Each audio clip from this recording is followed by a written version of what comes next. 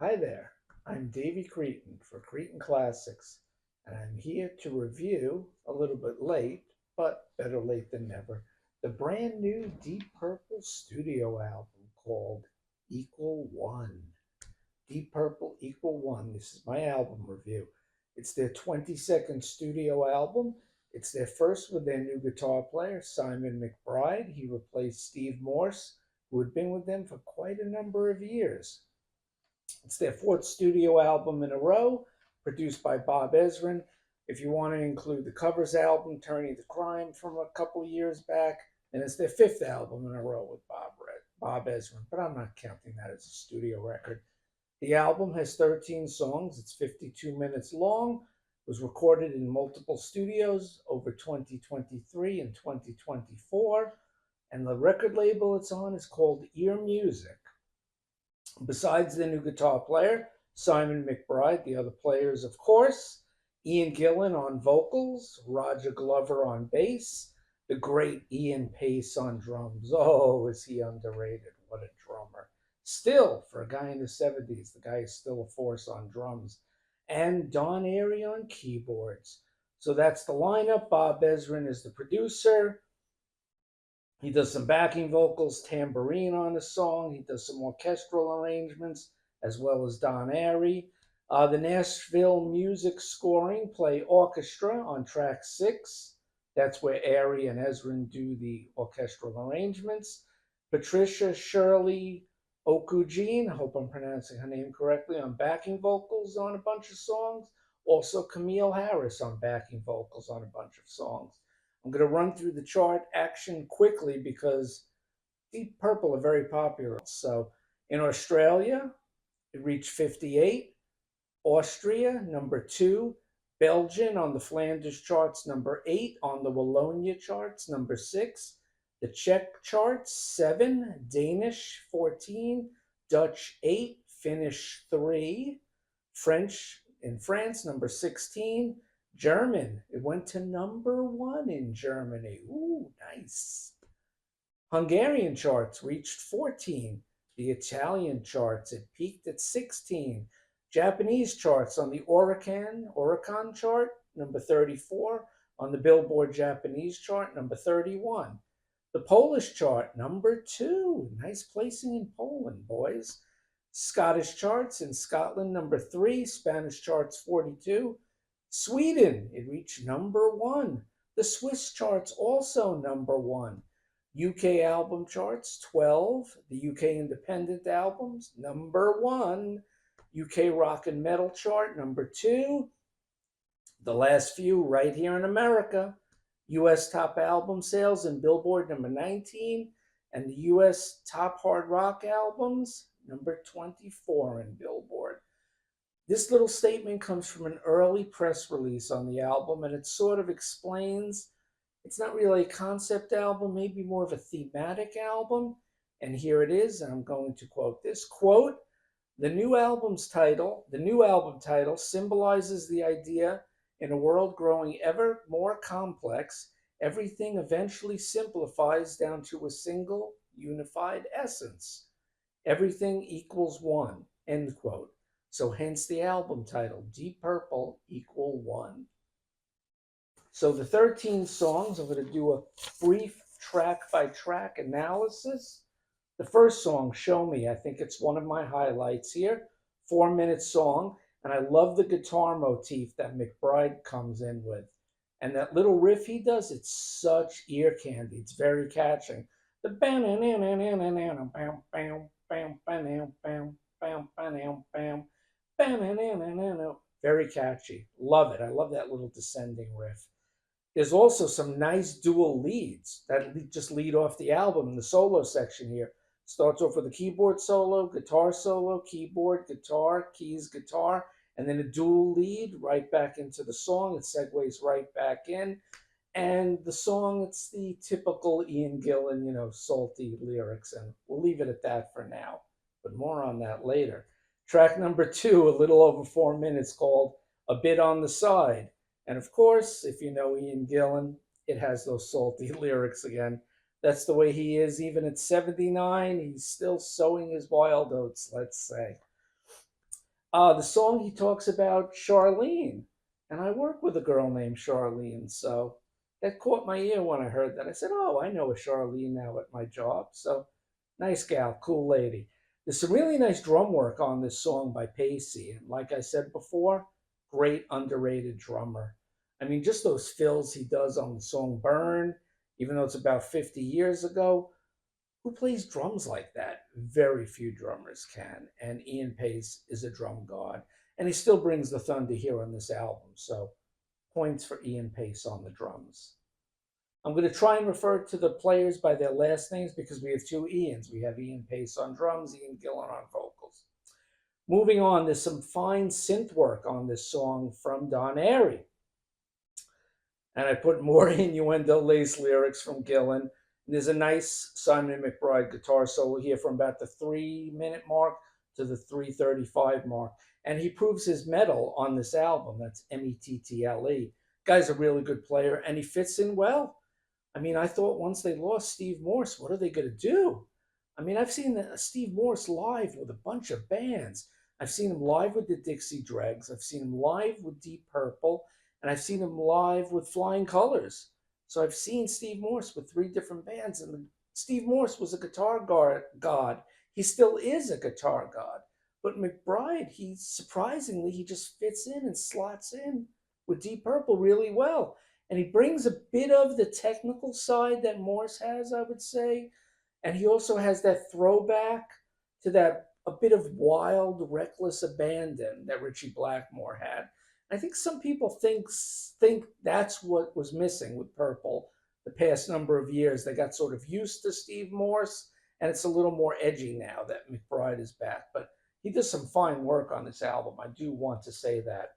Track 3 is called Sharpshooter, 3 minutes 44 seconds.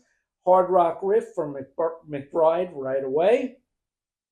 Great organ playing from Don Airey, and he is a fine fit, and he's done really well in this band since he took over for the late great John Lord, who retired a while back and then eventually passed away. I think Don Airey's been in the band for over 30 years now. Maybe not 30 years, but he's been in the band for quite a number of years, since the late 90s, so it's been there for a while.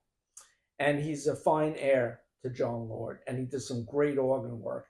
And this album, it sounds a lot like classic Purple because you notice the organ in almost every track. So besides Gillan's voice that screams out, "Hey, this is Deep Purple," also Don Airey's organ playing, you know it's Deep Purple. On Sharpshooter, I wrote, I like the ladies that I mentioned earlier. They're credited for backing vocals, but only on two songs. But they're definitely on this song too. So I think they made a mistake in the booklet that the ladies, Camille and what's the other lady's name? Patricia. They definitely sing on this song, and so do Ian Gillan on backing vocals, and of course the great producer, one of my favorite producers. You know who he is, Bob Ezrin. He's definitely singing backing vocals too. So I like the backing vocals on Sharpshooter. Some great synth work from Don Airey. Another fine guitar solo from McBride here. And of course, it segues right back into the song seamlessly. They have a way of doing that throughout the whole album.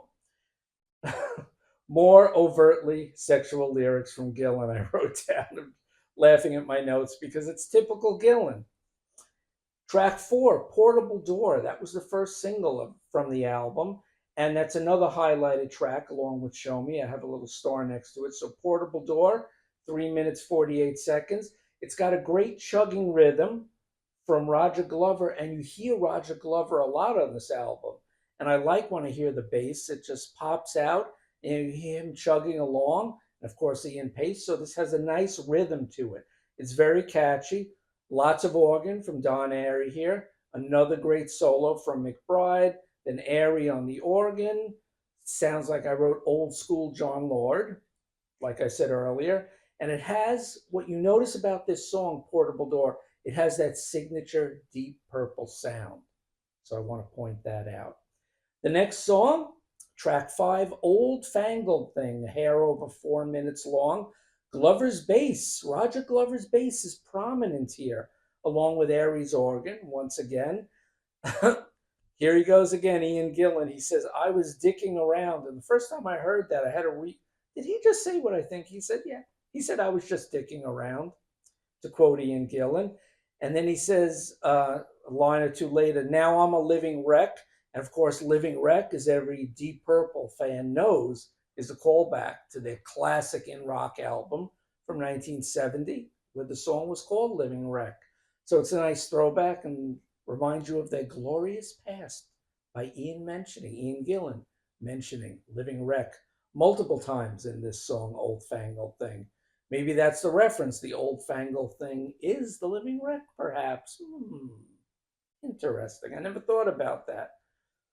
There's a brief hard rockin' solo from McBride on guitar. More great organ work from Airy after the guitar solo. So Old Fangled Thing is good. Then comes If I Were You, clocking in at 4 minutes 42 seconds. I like this song. It's a little different. It's a change of pace because it's a blues style ballad.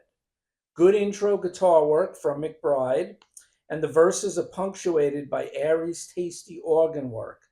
The guitar solo, when it comes in, McBride, he echoes Gillan's vocals, and then he goes flying off in the stratosphere with some nice runs that are a little reminiscent to me of maybe a Steve Morse.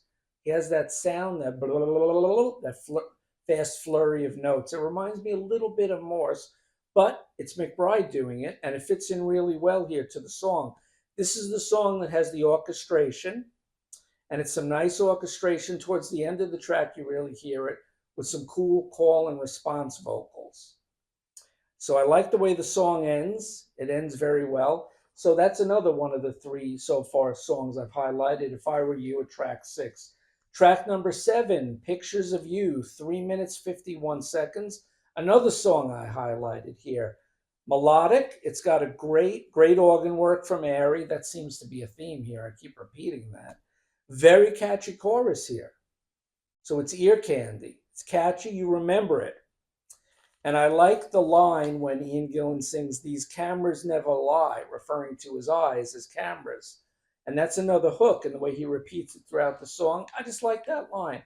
Catchy lyric. I like it. Sometimes maybe Gillan's not the best lyricist, but other times he comes up with some pretty cool lyrics. As a short but sweet guitar solo by Mr. McBride. And I like the way the song ends with the keys, the bass, and the drums going into this proggy realm where the vocals drop out and you hear each of the instruments stand out. And I wish it would have gone on longer. That's one of my few complaints on the album, is that it ends too soon, this song at 3:51. It should have been longer. They should have extended that outro at the ending. Really cool ending, very proggy. So that is another highlighted song for me, track 7, Pictures of You. Moving on to track 8, I'm Saying Nothing. It's not one of my favorite songs here. 3.5 minutes. It's bluesy. It's a chugging rocker. It's got some nice stabbing, stinging organ punctuations from Airy. Guitar solo, keyboard solo, guitar solo, keyboard solo. It's probably the best part of the song.